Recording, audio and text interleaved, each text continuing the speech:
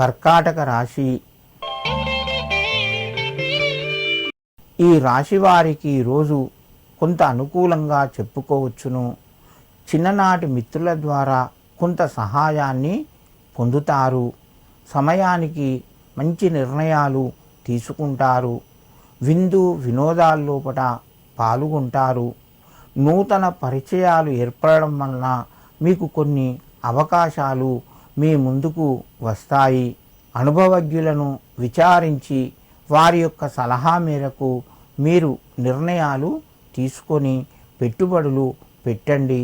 దానివలన కొంత కలిసి వస్తుంది.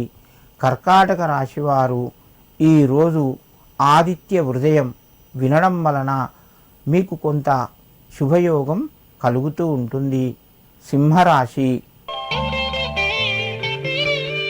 ఈ రాశి వారికి రోజు కొంత ఒత్తిడి తగ్గి ఆర్థికంగా కలిసి వస్తుంది.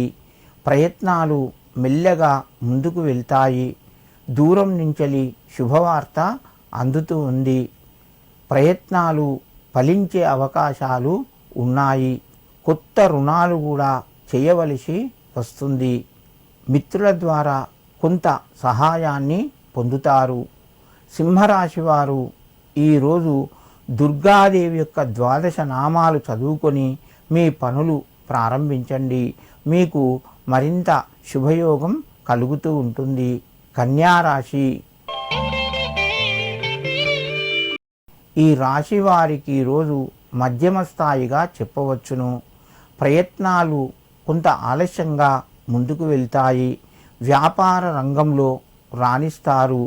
భాగస్వాములతోని విందు వినోదాల్లోపట పాల్గొంటారు. కుటుంబ సభ్యుల మధ్యన సహకారము ఉంటుంది, పెరుగుతూ ఉంటుంది.